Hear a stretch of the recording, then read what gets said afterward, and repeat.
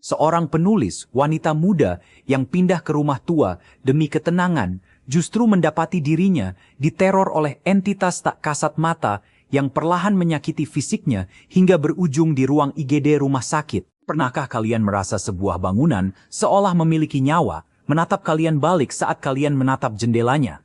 Itulah yang aku rasakan saat pertama kali menginjakan kaki di halaman rumah ini. Harganya sangat murah. Terlalu murah untuk ukuran rumah seluas ini di pinggiran Jakarta. Agen properti bilang pemilik lama sedang butuh uang cepat. Sebuah alasan klise yang seharusnya membuatku curiga, tapi kenaifan dan dompet yang menipis memaksaku menutup mata. Udara di sini berbeda, ada kelembapan yang menusuk, bukan karena hujan, tapi seperti residu dari sesuatu yang sudah lama mengendap. Daun-daun kering bergesekan menciptakan suara desis yang aneh, seolah memperingatkan agar aku tidak melangkah lebih jauh. Namun, kunci sudah di tangan, dan aku mencoba meyakinkan diriku bahwa ini hanyalah rumah tua biasa yang butuh sedikit kasih sayang.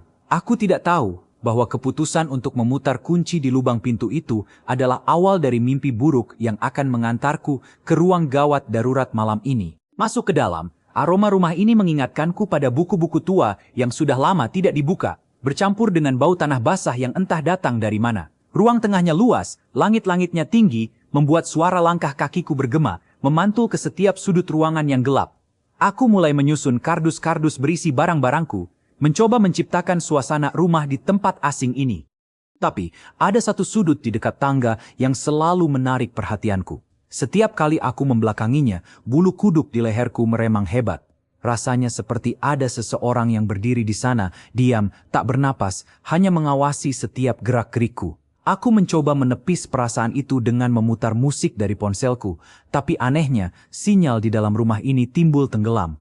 Keheningan kembali mengambil alih, dan untuk pertama kalinya, aku merasa sangat kecil di dalam bangunan batu yang dingin ini. Apakah aku benar-benar sendirian di sini? Malam pertama selalu menjadi yang terberat di tempat baru, bukan? Tapi malam ini rasanya berbeda. Keheningan di sini bukan sekadar sepi, tapi menekan. Telingaku berdengung, berusaha menangkap suara sekecil apapun. Jam menunjukkan pukul 1 dini hari dan mataku tak kunjung terpejam. Tiba-tiba, terdengar suara itu. Bukan suara angin, bukan suara tikus, tapi suara langkah kaki. Pelan, menyeret, dan terdengar jelas berasal dari lantai atas, tepat di atas kamarku. Logikaku berteriak bahwa itu mungkin kayu yang memuai karena perubahan suhu, tapi instingku berteriak lebih kencang untuk lari. Jantungku berpacu tidak karuan. Selimutku tarik hingga menutupi dagu. Aku mencoba berdoa, mencoba memejamkan mata paksa, tapi suara langkah itu berhenti tepat di atas titik di mana aku berbaring. Seolah dia tahu aku ada di sini, di bawahnya, ketakutan setengah mati. Sebagai seorang penulis lepas, aku terbiasa bekerja larut malam. Aku pikir kesunyian rumah ini akan membantuku fokus, tapi aku salah besar. Malam kedua, saat jari-jariku menari di atas keyboard, laptopku mulai bertingkah aneh. Kursor bergerak sendiri, mengetik huruf-huruf acak yang tidak membentuk kata. Awalnya aku pikir touchpadku rusak atau ada debu yang menempel. Namun, saat aku menghapus tulisan acak itu, layar laptopku berkedip hitam beberapa kali, dan saat menyala kembali, sebuah dokumen kosong terbuka dengan satu kalimat yang sudah tertulis di sana, pergi atau mati. Darahku berdesir hebat. Aku menoleh ke sekeliling dapur yang gelap, mencari siapapun yang mungkin mengerjaiku. Kosong. Hanya ada suara tetesan air dari keran yang padahal sudah kuputar rapat-rapat. Siapa yang menulis itu? Apakah ini peringatan atau ancaman nyata? Pukul 3 pagi, jam keramat yang sering disebut dalam film horor, dan aku terbangun bukan karena alarm. Suara engsel yang berkarat memecah kesunyian, kriit panjang yang menyayat telinga. Dalam kegelapan yang hanya dibantu cahaya bulan dari jendela, aku melihatnya. Pintu lemari tua di sudut kamar, yang kutahu pasti sudah kukunci karena kuncinya longgar, perlahan terbuka. Gerakannya lambat, sengaja, seolah ada tangan tak terlihat yang menariknya. Aku tidak berani bergerak, bahkan untuk sekadar menarik napas panjang pun rasanya sulit. Dari celah lemari yang gelap gulita itu, aku merasakan tatapan. Dingin, tajam, dan penuh kebencian. Rasanya seperti ada seseorang yang berjongkok di dalamnya, menunggu saat yang tepat untuk melompat keluar. Aku mematung, air mata mulai menggenang tanpa suara. Ini bukan lagi sekadar perasaan, ada sesuatu di kamar ini bersamaku. Pagi itu, sinar matahari seharusnya membawa kelegaan, tapi tidak bagiku. Saat mandi, aku merasakan perih di lengan atasku. Ketika aku melihat ke cermin, napasku tercekat. Ada lebam besar berwarna biru keunguan, bentuknya aneh, menyerupai cengkeraman tangan. 3 jari di depan, 1 di belakang. Aku mencoba mengingat-ingat, apakah aku terbentur sesuatu saat mengangkat barang kemarin? Tidak. Aku sangat berhati-hati. Lebam ini terasa panas saat disentuh, seolah baru saja terjadi. Ini bukan sekadar benturan fisik, ini adalah tanda. Tanda bahwa mereka mulai menyentuhku secara fisik. Rasa aman yang tersisa sedikit demi sedikit mulai runtuh. Rumah ini tidak hanya ingin menakut-nakuti, dia ingin menyakiti. Dan aku, bodohnya, masih mencoba mencari alasan logis untuk tetap tinggal. Siang itu aku mencoba mencari udara segar, berharap bertemu tetangga untuk sekadar menyapa dan mengalihkan pikiran. Di seberang jalan, ada seorang nenek tua yang sedang menyapu halaman. Aku tersenyum dan mengangguk sopan, berharap mendapat balasan hangat. Namun, dia hanya diam mematung, sapu di tangannya berhenti bergerak. Matanya yang keruh menatapku tajam, lalu perlahan pandangannya beralih ke lantai atas rumahku, tepat ke arah jendela kamarku. Tanpa kata, dia menggelengkan kepalanya perlahan, raut wajahnya menyiratkan rasa kasihan yang mendalam, atau mungkin peringatan. Sebelum aku sempat bertanya, dia berbalik dan masuk ke dalam rumahnya, membanting pintu dengan keras. Apa yang dia ketahui? Apa yang pernah terjadi di rumah ini sebelum aku datang? Gelengan kepalanya terus terbayang, seolah dia tahu nasib apa yang sedang menantiku. Malam semakin larut, dan teror itu datang dalam bentuk lain. Kali ini indera penciumanku yang diserang. Tiba-tiba saja, seluruh ruangan dipenuhi aroma bunga melati yang sangat menyengat. Bukan wangi segar seperti di taman, tapi wangi yang berat, apek, dan menusuk. Seperti wangi bunga yang ditaburkan di atas makam yang baru digali. Dan yang lebih mengerikan, wangi itu perlahan bercampur dengan bau amis darah dan daging busuk. Perutku mual seketika. Aku berlari membuka jendela, tapi baunya tidak hilang, malah semakin pekat seolah sumber baunya ada di dalam ruangan, duduk tepat di sebelahku. Mitos orang tua bilang, jika tercium bau wangi mendadak, artinya mereka sedang lewat. Tapi jika baunya busuk, artinya mereka datang dengan niat jahat. Dan malam ini, rumah ini berbau seperti kematian. Aku terbangun, atau setidaknya aku pikir aku sudah bangun. Mataku terbuka, lebar menatap langit-langit kamar, tapi tubuhku mati rasa. Tidak ada satu jari pun yang bisa kugerakkan. Dadaku terasa sesak luar biasa, seolah ada beban bertonton yang menindih paru-paruku. Ketindihan, orang sering menyebutnya sleep paralysis, tapi ini bukan halusinasi. Aku bisa merasakan suhu tubuh yang dingin menempel di kulitku. Di atas dadaku, perlahan terbentuk gumpalan asap hitam pekat yang memadat menjadi sosok manusia tanpa wajah. Dia menunduk, mendekatkan wajahnya ke wajahku.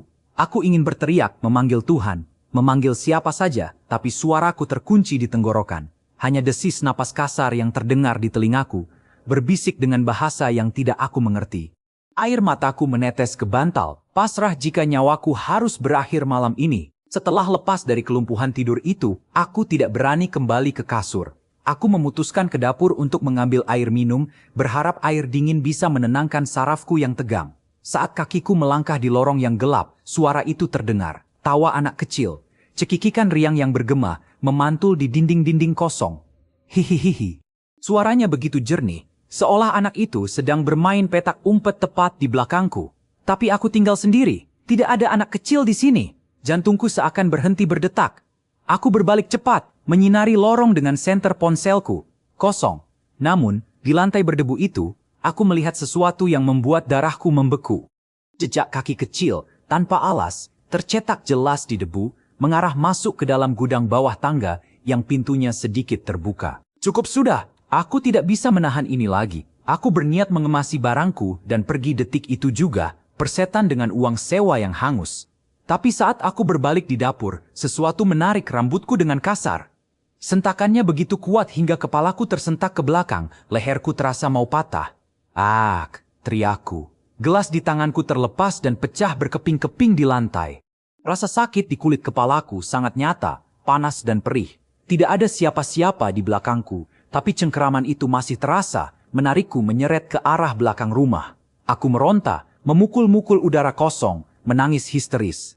Mereka tidak lagi bersembunyi. Mereka marah karena aku berniat pergi. Atau mungkin mereka marah karena aku masih hidup. Aku berhasil melepaskan diri dan berlari ke ruang tengah. Lampu-lampu di rumah mulai berkedip gila seperti disko kematian. Dan di sana, di sudut ruangan tempat aku selalu merasa diawasi, dia menampakkan diri. Sosok wanita dengan gaun putih yang sudah kusam oleh tanah dan darah kering.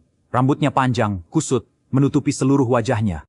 Dia tidak bergerak, tapi aura kemarahannya memenuhi seluruh ruangan hingga rasanya oksigen habis tersedot. Tiba-tiba, dia mengangkat kepalanya perlahan. Wajahnya hancur, matanya bolong, dan seringai lebar yang mengerikan menghiasi bibirnya yang robek. Dia melangkah maju, bukan berjalan, tapi melayang mendekatiku dengan gerakan patah-patah yang tidak manusiawi. Jeritanku tertahan di tenggorokan, kakiku lemas seperti jeli. Kematian terasa begitu dekat, hanya berjarak beberapa jengkal. Satu-satunya pikiranku adalah keluar. Aku berlari sekencang mungkin menuju pintu depan, tapi pintu itu terkunci rapat, padahal aku tidak pernah menguncinya lagi. Gedoranku sia-sia, sosok itu semakin dekat. Aku berbalik, mencoba lari ke pintu belakang melewati tangga kecil. Saat kakiku menapak anak tangga pertama, aku merasakan dorongan kuat di punggungku. Dua tangan dingin mendorongku dengan tenaga penuh. Keseimbanganku hilang, dunia berputar. Tubuhku melayang sesaat sebelum menghantam lantai keras dengan bunyi ebrak yang mengerikan. Rasa sakit yang tajam meledak di kakiku dan kegelapan langsung menyelimuti pandanganku. Hal terakhir yang kudengar sebelum pingsan adalah suara bisikan tepat di telingaku. Kau milik kami sekarang, Kerr. Bunyi sirine yang meraung-raung membangunkanku. Cahaya lampu putih menyilaukan mata. Aku mencium bau antiseptik yang kuat, menggantikan bau melati busuk itu. Tubuhku terasa remuk, terutama kaki kananku yang dipalut gips.